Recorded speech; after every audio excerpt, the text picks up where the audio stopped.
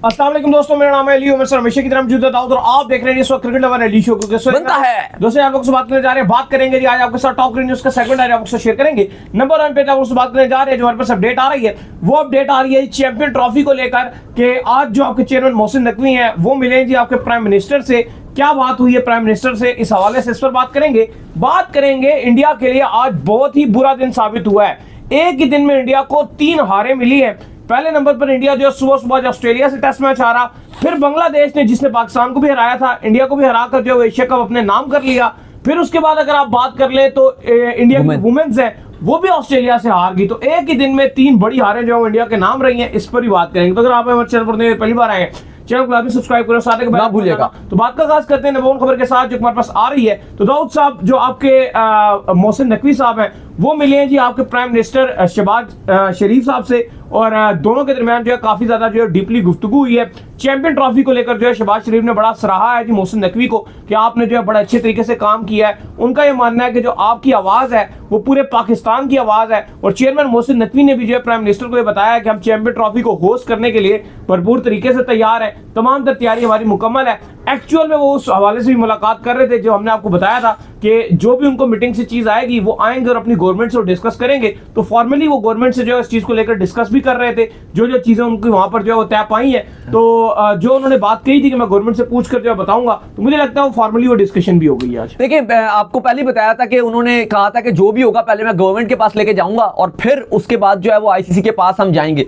तो फाइनली आज पाकिस्तान की जो गवर्नमेंट है, बिलखसूस अगर आप बात कर लें तो प्राइम मिनिस्टर है, उन्होंने ग्रीन सिग्नल दे दिया। और उन्होंने जैसे इन्होंने शुरू में ही कहा कि जो मोहसिन नकवी और पीसीबी ने जो स्टैंड अपना रखा है, ये हर पाकिस्तान के दिल की आवाज है और यही हमारी आवाज है कि इक्वालिटी पर होना चाहिए। अगर इंडिया पाकिस्तान नहीं आ रहा तो पाकिस्तान भी इंडिया नहीं जाएगा। और पीसीबी को ग्रीन सिग्नल दे दिया कि जो आपने वहां पर हाइब्रिड टू हाइब्रिड पर एग्री किया है, हमें यह मंजूर है। और साथ ही साथ प्राइम मिनिस्टर ने कहा है कि जो चैंपियंस ट्रॉफी है वो पाकिस्तान पूरे जोश और खरोश के साथ पाकिस्तानी अवाम और पाकिस्तान होस्ट करेगा। बाकी जो 7 टीम्स हैं उनको पाकिस्तान होस्ट करने के लिए रेडी है। अलबत्ता इंडिया के जो मैचेस हैं वो दुबई में होंगे। इस पर जो आपकी गवर्नमेंट है उसने ग्रीन सिग्नल दे दिया है। बस यही शर्त रखी है और कहा है कि अब आप जाइए और आईसीसी से और बीसीसीआई से रिटर्न लिखवा के लाइए और हमें कोई एतराज नहीं है। तो अली साहब, मामला तो तय पा रहे हैं। कुछ बाहर के अखबार भी रिपोर्ट कर रहे हैं कि कल इस पर जो है वो समराइज कर दिया जाएगा, क्योंकि अब टाइम भी बहुत कम रह गया है।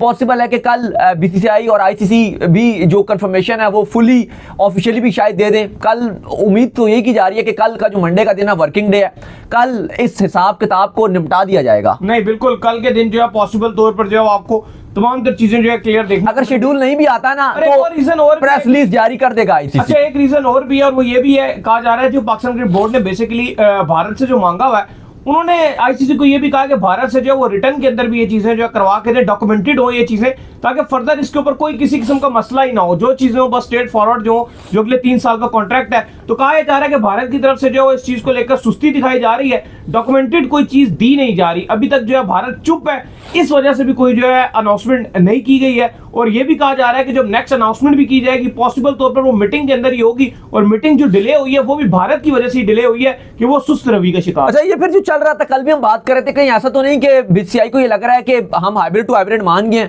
और कहीं ना कहीं हमने अपने साथ ही गलत तो नहीं कर दिया या हमारा केस वीक तो नहीं हो गया, और कहीं ऐसा ना हो कि वो इस पर यू टर्न ले लें। ये भी कुछ मीडिया आउटलेट्स जो है वो इस पर तज्जिया कर रहे थे, ये नहीं था कि खबर दे रहे थे। तेज है वो, हर एंगल से जो है वो चीजों को पूरे तरीके से चेक। मुझे लगता है कि इस पर भारत को मान जाना चाहिए और मान जाएगा, क्योंकि एक बार उन्होंने ऑलरेडी आईसीसी को बोल भी दिया और जय शाह भी हैं। और अगर यहां पर अब चीजें वापस की तरफ जाती हैं, यानी कि अगर ये नहीं मानते तो दायरा पीसीबी भी नहीं मानेगा। और अगर चैंपियंस ट्रॉफी मुलतवी पोस्टपोन होती है तो सबसे ज्यादा इस टाइम जो कसूरवार ठहराए जाएंगे वो जय शाह ठहराए जाएंगे, जो कि आईसीसी के चेयरमैन। और मुझे नहीं लगता कि वो आते साथ अभी आए हैं और सारे, क्योंकि देखो वो आईसीसी के चेयरमैन है, बीसीसीआई के नहीं है। अगर आप पाकिस्तान और भारत की बात हटा भी दो तो दुनियाई क्रिकेट भी फिर उनको थू थू करेगा। क्यों करेगा?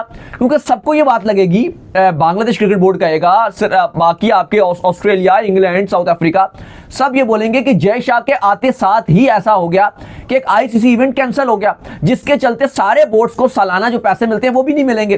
तो जय शाह के इस रवैये से सबको नुकसान पहुंचेगा। तो मुझे लगता है कि अब वो बीसीसीआई से ज्यादा आईसीसी, ऐसा आईसीसी चेयरमैन सोचेंगे कि भाई ठीक है, वो तो बीसीसीआई का तो चलो मेरा है ही ताल्लुक, लेकिन अब आईसीसी के हवाले से भी मैंने फैसला करना है कि जो बाकी बोर्ड्स हैं वो भी पैसे बनाएं। तो उस लिहाज से अगर आप देखो तो मुझे नहीं लगता कि इनके लिए इतना आसान रहेगा कि ये अपनी वापसी कर सकें, वरना ये ना हो कि सारे बोर्ड्स फिर इनके खिलाफ ही हो जाए जय शाह। और अभी तो इन्होंने लॉन्ग टर्म अभी टाइम गुजारना है आईसीसी में, तो अगर पहला ही दिन ऐसा हो जाएगा तो फिर आपके लिए पूरा सालों साल गुजारना यहाँ पे एक अजाब बन जाएगा। तो मुझे लगता है कि ये बात मान ली जाएगी, और एक्चुअली यही क्रिकेट की बेहतरी के लिए भी है इस टाइम जो करंट सिनेरियो। ठीक है, ईगो शीगो जो भी है, लेकिन अब वही बात है कि भागते चोर की लंगोटी ही सही। ठीक है, इंडिया पाकिस्तान नहीं आ रहा, पाकिस्तान इंडिया नहीं आ रहा, लेकिन चलो न्यूट्रल वेन्यू पे तो खेलेंगे ना, क्रिकेट तो बहाल होगी एट द एंड। यस, बाकी ये सारे मैटर पॉलिटिक्स हैं। इंडिया पाकिस्तान क्यों नहीं आ रहा, ये पॉलिटिकल मामला है। फिर पाकिस्तान ने भी स्टैंड लिया कि ठीक है जी, आप नहीं आ रहे तो हम भी बराबरी पर करेंगे, ये भी फिर उस तरह से पॉलिटिकली एक आ जाता है कि भाई आप नहीं आ रहे तो हम भी नहीं आएंगे। तो कहीं ना कहीं क्रिकेट मामला तो हुआ है कि जब क्रिकेट बहाल होगी तो ठीक है, वो इधर नहीं आ रहे, हम उधर नहीं जा रहे, बीच में क्रिकेट होनी चाहिए। और एट द एंड ये फिर क्रिकेट फैन की जीत है कि चैंपियंस ट्रॉफी अपने टाइम पर शेड्यूल हो। ब्रॉडकास्टर्स ऑलरेडी इस हवाले से काम जारी रखे हुए हैं, किस तरह से दुबई में और किस तरह से पाकिस्तान में लगातार दोनों जगह ये आईसीसी इवेंट चलेगा, क्योंकि जाहिर है पहले जो शेड्यूलिंग थी वो इस तरह से थी कि सिर्फ पाकिस्तान में थी, और चैंपियंस ट्रॉफी ऐसा नहीं हुआ कि दो दो कंट्रीज में हो रही हो, क्योंकि ऑलरेडी खर्चा बहुत बढ़ जाता है। लेकिन बहरहाल अब ये सारे मामलात को देखने पड़ेंगे और चलाना पड़ेगा इसी तरह। बिल्कुल। इसके बाद जो हमारे पास अपडेट आ रही है जी, वो आ रही है बांग्लादेश के हवाले से। तो आज इमर्जिंग एशिया कप का जो है फाइनल खेला गया, जिसमें बांग्लादेश और इंडिया जो आमने सामने थे। बांग्लादेश ने पहले बैटिंग करते हुए 198 रन जो है बोर्ड के ऊपर लगाया, जिसको चेस करते हुए इंडिया सिर्फ जो है 139 रन जो है बना सका। लिहाजा बांग्लादेश जो है वो अपना जो टाइटल है उसको डिफेंड करने में कामयाब हो गया। आखिरी बार भी जो है ये इमर्जिंग एशिया कप का जो फाइनल था वो बांग्लादेश ने ही जीता था, और पाकिस्तान को भी जो है बांग्लादेश ने ही शिकस्त दी थी, और इंडिया को भी हरा दिया जी। नहीं भाई, बांग्लादेश की जो अंडर 19 टीम है वो छाई हुई नजर आ रही है, कमाल कर दिया उन्होंने।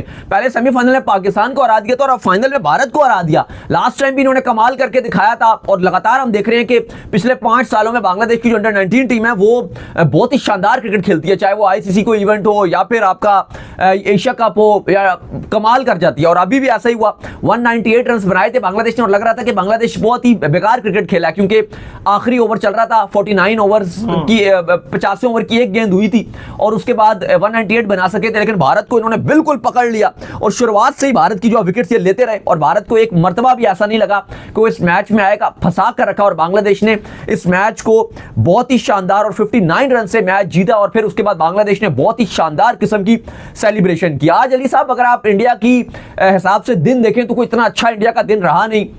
सुबह सुबह ऑस्ट्रेलिया ने भी 10 विकेट से हरा दिया, फिर बांग्लादेश से ये फाइनल हार गए। फिर वुमेन्स में भी अगर आप बात करें तो ऑस्ट्रेलिया ने इनको पहले बोर्ड पे 371 रन बोर्ड पे लगा दिया, और एक बहुत ही बुरी शिकस्त मिली। इतना अच्छा दिन आज रहा नहीं है इंडिया के लिए। नहीं, बिल्कुल आप सही कह रहे हैं कि इंडिया के लिए आज कोई मजेदार दिन नहीं रहा, बल्कि इंडिया के लिए जो वो आज का दिन बहुत ही टफेस्ट डे रहा है। पहले बांग्लादेश ने हराया, फिर ऑस्ट्रेलिया ने हराया, फिर उसके बाद जो इंडिया की वुमेन्स को भी शिकस्त हुई। दाऊद साहब, ऑस्ट्रेलिया ने तो आज टोटली वन साइड ही कर दिया टेस्ट मैच। जो पिंक बॉल टेस्ट मैच है उसको तो उन्होंने बिल्कुल ऐसे वन साइड करके मारा, कुछ चीज देखी नहीं उन्होंने तो। नहीं, कुछ भी नहीं था। 10 विकेट से आज हार मिल गई भारत को। 10 विकेट से टेस्ट मैच बहुत अच्छा खेले थे, पहला बहुत शानदार खेले थे और शानदार जीते थे, लेकिन उसके बाद सेकंड टेस्ट मैच में पिंक बॉल था और ऐसा लगा कि एडजस्ट ही नहीं हो सके। रोहित शर्मा के ऊपर भारत में बहुत ज्यादा शदीद क्रिटिसिज्म हो रहा है, क्योंकि वो डायरेक्ट टीम को उन्होंने ऐसा कैप्टन ज्वाइन किया था और 10 विकेट से हार गए। और करंटली अगर आप रोहित शर्मा की फॉर्म देखो तो अच्छी नहीं चल रही, बिल्कुल भी, क्योंकि अगर आप देखो तो लास्ट सीरीज रोहित शर्मा ने कप्तानी की थी न्यूजीलैंड के साथ घर पर और घर पर न्यूजीलैंड अरसा दराज ही हो गया था, कभी घर पर न्यूजीलैंड इंडिया को नहीं हरा पाया था इंडिया के घर में, और भारत 3-0 से हार गया। अब भारत को 3-0 से तो हारा ही हारा। अगला जो टेस्ट मैच था, पहला टेस्ट मैच था पर्थ वाला, उसमें रोहित शर्मा ने कहा कि भाई मेरे बेटे की पैदाइश हुई है तो मैं कुछ टाइम फैमिली के साथ गुजारना चाहता हूं, मैं नहीं होऊंगा। जसप्रीत बुमराह थे, इंडिया वो टेस्ट मैच जीत गया। वो दोबारा जब उन्होंने ज्वाइन किया कि भाई अब मैं कप्तान बनकर दोबारा से आ जाऊंगा, इंडिया फिर 10 विकेट से हार गया। तो रोहित शर्मा का समझ नहीं आ रहा कि अब वो एक टीम में जो है वो कप्तानी अब कुछ ऐसी कर रहे हैं या वो क्या अपना कर्ज छोड़ रहे हैं। बॉल के अंदर जो है ना बेसिकली इंडिया जस्ट हो ही नहीं पाता। तो घर पर क्या था न्यूजीलैंड के साथ? नहीं, घर पर तो वैसे बहुत बुरा होगा। वो तो 3-0 वो तो स्पिन ऐसा फंसा उनको कि इतने कप्तान इंडिया के खेल गए, कभी हारे ही नहीं वो। जिनके राणे ने की, विराट ने की, धोनी ने की, 11 साल से इंडिया नहीं हारा था। उनसे अलग ही हो गया ना, वहां पे तो स्पिन ही नहीं हैंडल हुई। जैसे जहां से हारों का सिलसिला खत्म हुआ था इंडिया का, बीच में एक मैच में बुमराह ने कप्तानी की, दोबारा इनको कप्तानी दी, दोबारा हार तो हुई 10 विकेट से हार हो गई। 19 रन का टारगेट मिला जो ऑस्ट्रेलिया ने 0 विकेट के नुकसान पर टारगेट चेस कर लिया। इससे पहले भारत 175 रन पर ऑल आउट हो गया था। उससे पहले पहली इनिंग में 180 रन पर आउट हो गया था। ऑस्ट्रेलिया ने तो एक ही इनिंग खेली थी जिसमें ट्रेविस हेड ने 140 मारे थे, 337 उसमें ऑस्ट्रेलिया ने बनाए थे। और ऑस्ट्रेलिया ने इस पूरे टेस्ट मैच में अगर आप देखो तो एक भी सेशन नहीं था ली ऐसा, टेस्ट मैच का एक भी ऐसा सेशन नहीं था जिस पर आप बात करो कि आप हल्का सा भी बोलो कि तीसरा दिन था ना, सुबह सुबह ही गेम खत्म होगी तीसरे दिन की। लेकिन आप ये देखो कि ये तीसरा दिन का सुबह सुबह था, पहले 2 दिन और ये एक सेशन। 1 मिनट को भी ऐसा नहीं लगा या 1 सेकंड भी इस मैच में ऐसे नहीं आया जब आप बोलो कि इंडिया ने इस मैच में डोमिनेट किया हो या आपको लगा कि इंडिया इस मैच में जीतने के करीब जा रहा है। तो बहुत ही प्योर डोमिनेशन वाली जीत मिली है और बहुत ही शानदार जीत मिली है। दूसरी तरफ भारत में गौतम गंभीर को क्रिटिसाइज किया जा रहा है, रोहित शर्मा के ऊपर उंगलियां उठ रही हैं कि ये आए हैं और उसके बाद परफॉर्मेंसेस आपके सामने हैं। कोई इतनी अच्छी जो फॉर्म है वो नजर नहीं आ रही और शदीद जो प्रेशर है वो हमें नजर आ रहा है भारतीय क्रिकेट बोर्ड के ऊपर भी, प्लस उनकी मैनेजमेंट के ऊपर, प्लस उनके प्लेयर्स के ऊपर। क्योंकि पिंक बॉल में आपको याद होगा लास्ट टाइम 36 पर ऑल आउट हो गए थे। नहीं वही ना, पिंक बॉल के ऊपर लास्ट टाइम 36 पर ऑल आउट हुए थे।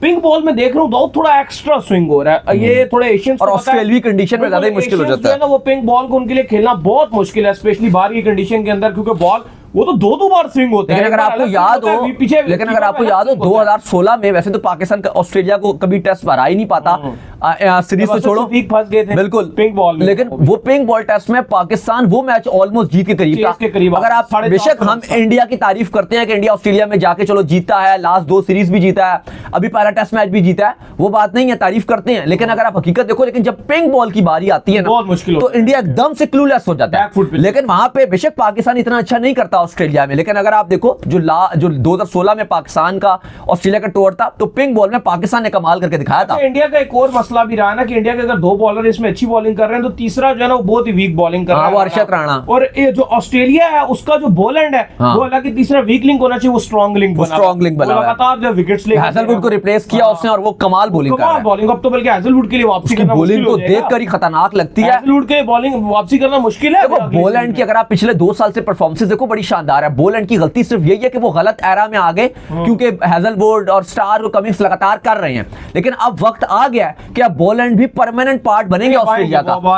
आपको किसी को भी अब थोड़े आसपास पुराने आप इवन आप कमिंग्स को भी देखो तो वो इंपैक्ट नहीं डाल पाते। अगर आप स्टार्क और बॉलैंड इस टाइम बेस्ट बॉलर आपको नजर आते हैं। सबसे जो अब इनमें मतलब ये तीनों जो ट्रायो था इसमें जो फारिग से बॉलर होने लगे पैट कमिंस एग्जैक्टली, लेकिन चूंकि कप्तान है तो आपने हैजलवुड को बाहर किया, वरना अगर इन तीनों में से कोई पहले बाहर होता तो कमिंस बाहर होते, हैजलवुड शायद बाहर ना होते। लेकिन खैर इस टाइम इंडिया के बुरे हालात हैं, 10 विकेट से आज शिकस्त मिली है और बहुत ज्यादा क्रिटिसिज्म झेलने को पड़ रहा है। वुमेन्स भी जो है वो इनकी जो है वो आज हार गई हैं। अच्छा, इसके बाद एक और मैच भी खेला जा रहा था, वो खेला जा रहा है कि न्यूजीलैंड और इंग्लैंड के दरमियान जो टेस्ट सीरीज का सिलसिला जारी था उसको भी इंग्लैंड जो जीत गया और बड़े ही आराम से इंग्लैंड ने जो न्यूजीलैंड को हरा दिया। नहीं भाई, बहुत ही बड़ी शिकस्त मिली और कल ही आपको हमने बताया था कि इंग्लैंड जो है वो ताबड़तोड़ खेल रहा है और कल आज इंग्लैंड ने 427 रन बना के 6 विकेट के नुकसान पे डिक्लेयर कर दिया और टारगेट को दिया 583 का, 583 रन का टारगेट दिया। और न्यूजीलैंड बेचारी वो क्लूलेस थी जो 125 रन पर ढेर हो चुकी थी, जहां पे हटिंगसन ने हैट्रिक की थी। 50वें ग्लोबली बॉलर बने थे हैट्रिक करने वाले और 15वें बॉलर बने थे जो इंग्लैंड की तारीख में, टेस्ट क्रिकेट की तारीख में जिन्होंने हैट्रिक की थी। और उसके बाद जब दोबारा से बैटिंग करने के लिए और 583 रन का टारगेट देखा तो वैसे ही न्यूजीलैंड घबराई भी थी और 259 रन बनाकर ऑल आउट हो गई और इस तरह से इंग्लैंड ने सीरीज को 2-0 से जीत लिया। 323 रन से जीत मिली। अली साहब, अब जो इंटरेस्टिंग चीज आ गई है, न्यूजीलैंड भी ऑफिशियली तौर पर WTC की रेस से बाहर हो चुकी है। जहां पे बाकी टीम्स बाहर हो गई हैं वहां पे ये भी बाहर हो चुकी हैं। अब WTC का जो पॉइंट टेबल है उसमें सिर्फ 3 टीमें आपको नजर आ रही हैं। एक्चुअली में 3 टीमें आपको रेस में नजर आ रही हैं। एक है साउथ अफ्रीका जिसके सबसे ज्यादा चांसेस हैं। बेशक अभी ऑस्ट्रेलिया आपको टॉप पे नजर आ रही है, लेकिन हकीकत तौर पर जो चांसेस है ना 80% जो फाइनल खेलेगी वो साउथ अफ्रीका के खिलाफ जोर ही बड़ा लगाएंगे। हाँ, इस टाइम सबसे ज्यादा जो चांस है वो साउथ अफ्रीका का है। सेकंड नंबर पे आपको ऑस्ट्रेलिया नजर आ रही है और थर्ड नंबर पे आपको भारत नजर आ रही है। भारत का चांस सबसे ज्यादा कम है क्योंकि उनको आगे उनको ना सिर्फ अपने मैच जीतने हैं बल्कि फिर आगे भी डिपेंड करना है, क्योंकि अब जो भारत है वो ये दुआ मांगेगा कि उनको दो दुआएं मांगनी है। एक तो उनको पहले ये दुआ मांगनी है कि पाकिस्तान साउथ अफ्रीका को हराए टेस्ट सीरीज, साथ उनको अगर ये उनकी दुआ कबूल नहीं होती तो फिर वो दूसरी दुआ ये मांगेंगे कि जो श्रीलंका है वो ऑस्ट्रेलिया को वाइट वॉश करे 2-0 से, ये वो दुआ मांगेंगे। तो ठीक है, श्रीलंका भी अच्छा भी कर रहा था अपने घर पे, उन्होंने न्यूजीलैंड को भी आउट क्लास किया हुआ था, लेकिन अली साहब इसके बावजूद उनको अपने भी ये मैच जीतने एटलीस्ट कम से कम अगर इंडिया को आगे जाना है तो ये सीरीज 3-2 से तो जीतनी है, बिल्कुल है। फिर आगे दुआएं उनको मांगनी होंगी, तो इंडिया के लिए मुश्किल है। बाकी साउथ अफ्रीका के लिए देखें तो कहीं ना कहीं अगर आप देखो तो पाकिस्तान के साथ जो टेस्ट मैचेस हैं वो उनके लिए आसान है, बहुत आसान है, तो फिर उनकी चीजें तो बड़ी आसान नजर आ रही हैं। और ऑस्ट्रेलिया के लिए एक ही चैलेंज होगा कि वो अगर श्रीलंका को हरा देती हैं तो फिर ये बहुत ज्यादा कभी इम्कान है कि ऑस्ट्रेलिया और साउथ अफ्रीका फाइनल खेले। इंडिया का चांस जरूर है लेकिन अब कम नजर आ रहा है। तो उम्मीद करते हैं आज हमारा शो आपको आगे पसंद आया। वीडियो को लाइक कीजिए, हमारे चैनल को सब्सक्राइब कीजिए, साथ ही बेल आइकन को बजाइए, एक और काम कर लीजिए वो कर लीजिए, इंस्टाग्राम को आप जाइए फॉलो कीजिए, इंस्टाग्राम पे मुझे फॉलो कर लीजिए, वहां पे मैं मौजूद हूं दाऊद क्रिकेट के नेम से। अगर आपको कोई सवाल हो तो भेजिएगा और उनको भी फॉलो कीजिए। मैं मौजूद हूं क्रिकेट लवली ऑफिशियल के नाम से, लिंक डिस्क्रिप्शन में मौजूद है, जाइए फॉलो कीजिए। फिर आप सुनते हैं अल्लाह हाफिज़, बाय बाय, ख्याल रखिएगा।